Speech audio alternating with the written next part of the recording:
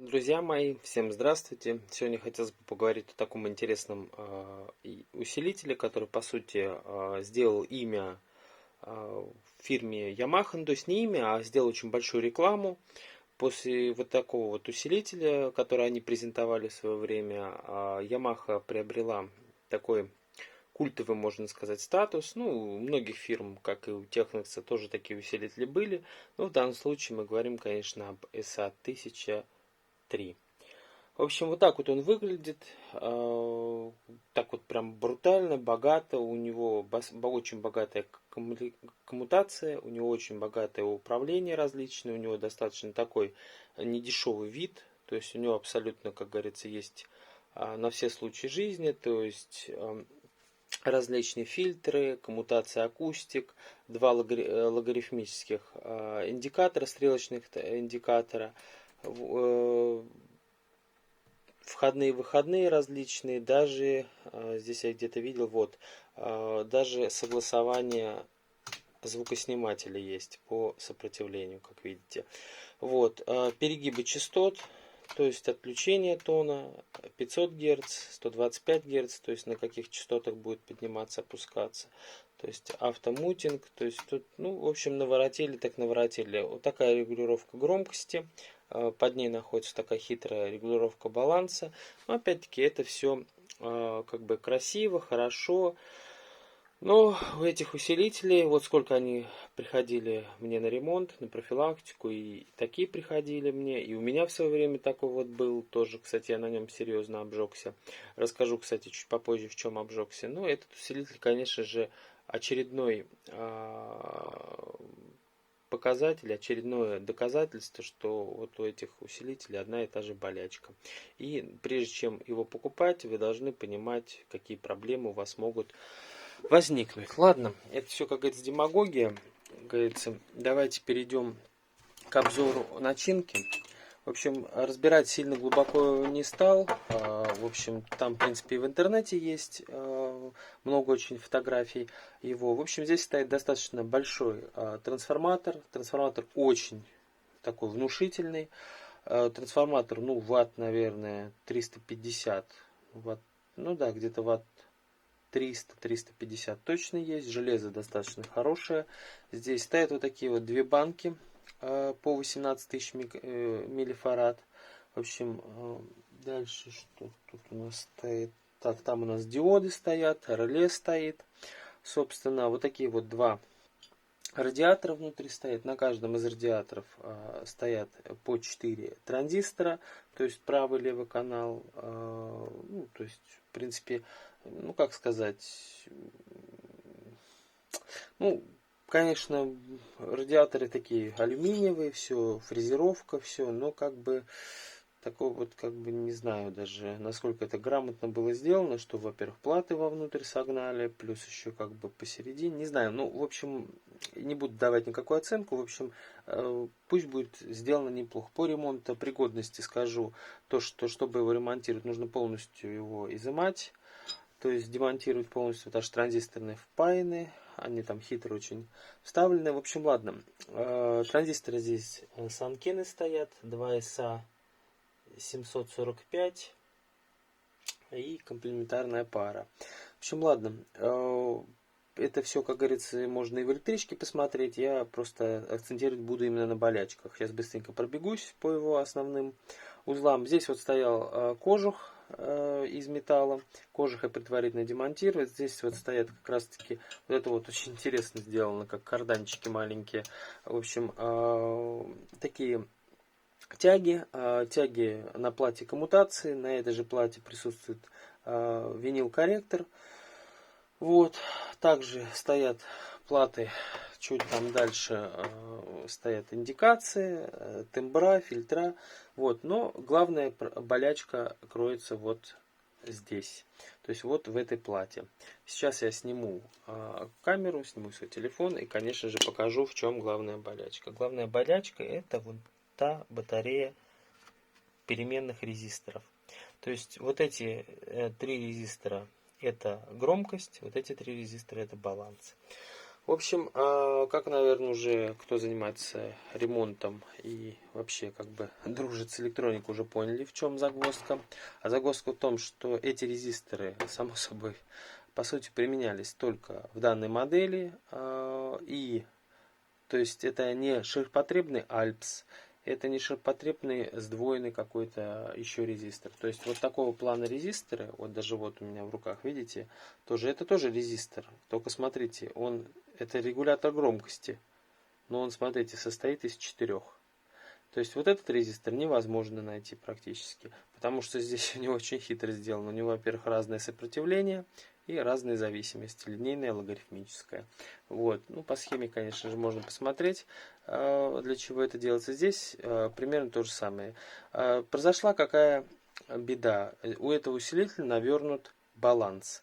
То есть его уже видно, залили весь он в масле, этот усилитель. То есть, следовательно, все здесь предпродажную подготовку наши торгаши делали. Может быть, японские торгаши, не спорю. Во-первых, хочу еще отметить то, что усилитель весь черный. Весь абсолютно. Такое ощущение, как будто он в пожаре был. В общем, это уже, кстати, частенько вот в Сансуях такое встречает. Да и вообще как-то вот с какой-то провинции эти усилители возят. То ли у них там леса горели, то ли дома, я хрен его знает. Но, в общем, какой-то он весь черный, этот усилитель. Вот, снимаю, вон, смотрите, даже осталось масляное и черное. Вот, чтобы не быть голословным. Вот, видите, даже смотрите, вот так где провел. Смотрите, что остается. Это чтобы вы понимали, что вы покупаете у наших торгашей. В общем, суть в чем. Этот усилитель уже на скорую руку делали предпродажную подготовку.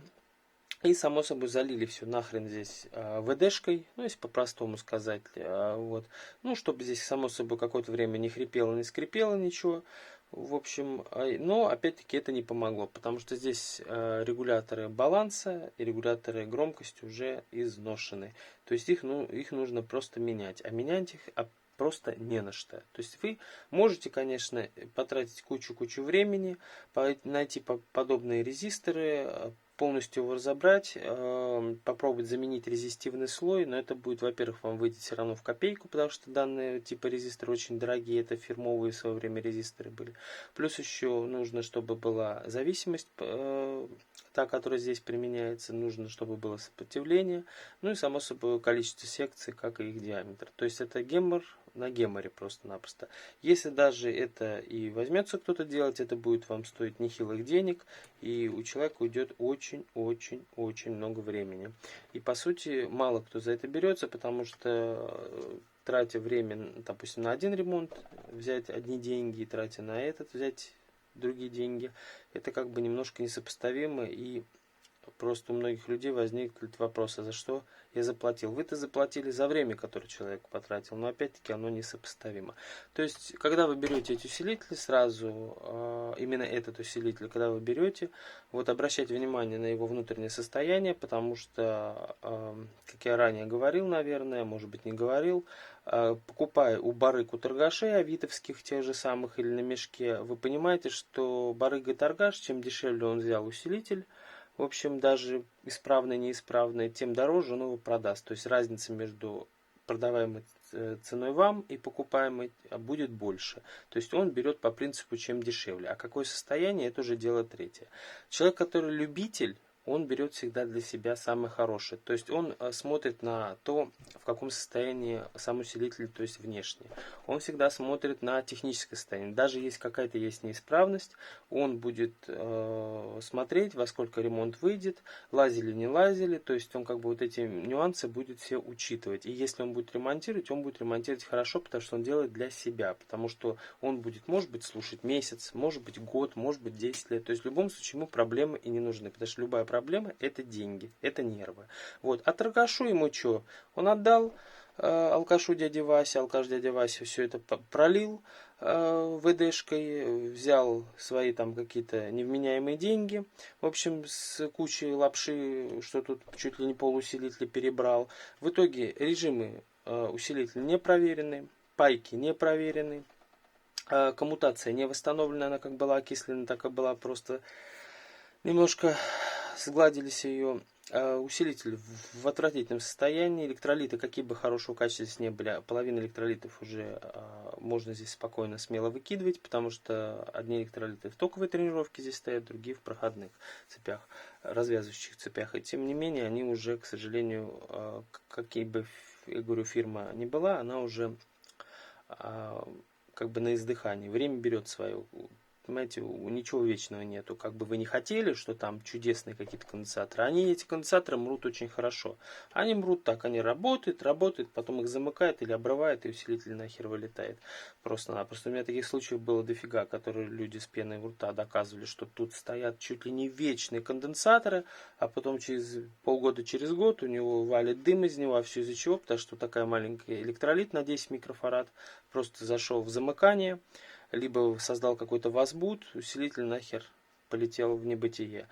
Как говорится, ну, тут уже как бы голову свою не пришьешь. Но суть остается сутью, прежде чем что-то брать, отдавать деньги, вы должны видеть все-таки. Тем более вся эта аппаратура бэушная, вы можете и обязаны запросить открыть ее, чтобы вам показали, в каком она внутри состоянии, в хорошем качестве. Сейчас уже телефоны не Nokia 3310, сейчас все телефоны уже снимают в шикарном качестве, в HD формате пишут видео. Так что, если торгаш отказывается это делать, два варианта. Либо это ленивая жопа, либо просто он скрывает от вас суть и истину. То есть, либо он просто тупой, потому что не знает, что внутри усилителя, и просто, как говорится, боится лохануться, то есть показать вам что-то, что вам знать не обязательно.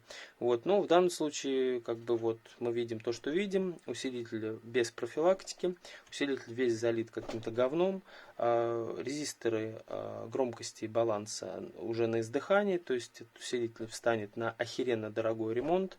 В общем, и по сути, вот я даже дело не в деньгах, а дело в том, что у меня нет столько времени, у меня нет столько ресурсов, чтобы искать сейчас эти резисторы и ремонтировать. Конечно же, я попытался человеку помочь в этом вопросе, там мне знакомый выслал с Москвы запчасть кое-какую, я попытался разобрать ее, но, к сожалению, диаметр этих резисторов не подошел, там диаметры другие. То есть здесь целый гемор будет. То есть менять, ну, как я уже сказал, не на что. То есть только единственный вариант, вот это все лохомудие выкидывать, колхозить, тут что-то токарей, тут механику. Короче, тут, я говорю, надо будет, я один раз такой усилитель себе делал, помню, огреб по полной программе, больше я с этим усилителем не хочу связаться. Усилитель неплохой, звук у него очень хороший, усилитель классный, но у него есть вот эта беда. Все. То есть по звучанию, по электроники у меня вопросов никаких. У меня вопросы к тому, что здесь есть деталь, которая уже от времени просто приходит в негодность, и, к сожалению, менять ее не на что. Это вот, знаете, как купить старую какую-то машину и на нее искать запчасти по цене этой машины. Вот примерно то же самое здесь. То есть вы должны понимать. Ну, в принципе, все, что хотел сказать, наверное, сказал, даже, наверное, переборщил в эмоциях, потому что вот просто меня периодически бомбит, вот что люди покупают. В общем, ну опять-таки одни берут, потому что чуть дешевле им продают, да, чуть дешевле. То есть по рынку, допустим, этот усилитель стоит 50 тысяч, ему там отдали за 45. Извините, меня тут ремонт-то на десятку. И что это? Это где экономия-то? И опять-таки в таком состоянии, в засранном, ты сейчас резистор сделаешь, через год у тебя электролиты надо будет менять. Тут электролиты в вагон, и опять-таки работа и цена деталей сейчас, тем более с этим вот обстановкой, вообще непонятно, в какую сторону это все качнет. Вообще невозможно это все сказать, отследить. Так что я говорю, ребят, прежде чем что-то брать, реально взвесьте свои вложения в усилитель. То есть во сколько вам это встанет и нужно ли оно вам. То есть либо берите сразу, как говорится, под ключ, то есть у любителя в отличном состоянии, либо после грамотной профилактики, либо вообще берите по дешевке, чтобы вы знали, что вы в него там 10, 15, 20 тысяч вложите, и вам как бы будет похеру мороз, потому что вы на эту сумму и рассчитывали. То есть как бы соотношение фактов этих производите. В общем, ладно, резюмирую. Усилитель на твердую пятерку. Классно сделан. Это усилитель целая, как говорится, легенда. Усилитель по звуку классный, по сборке классный. Все здесь классно, но, к сожалению, вот время его привело в такое состояние, что эта классность вся сходит на нет из-за вот этих гребаных резисторов и, опять-таки, со старой электроники. В общем, а так, больше как бы сказать мне нечего. Вот хотел только сакцентировать на его состоянии и на вот этих вот чудо регулятора громкости. Зачем так делал Yamaha, тогда непонятно. Ну, Yamaha любительница что-нибудь где-нибудь так, как говорится, заткнуть, чтобы потом мастера думали, а как оно, а зачем оно. Ну, опять-таки, в их голову я не залезу. Ладно, буду с вами прощаться. Подписывайтесь на канал, рекомендуйте друзьям, товарищам. В общем, канал. Извиняюсь за длительную такую демагогию. Ну, может быть, что-то как-то по делу сказал, может быть, что-то не по делу. Ну, уж, как говорится, как есть.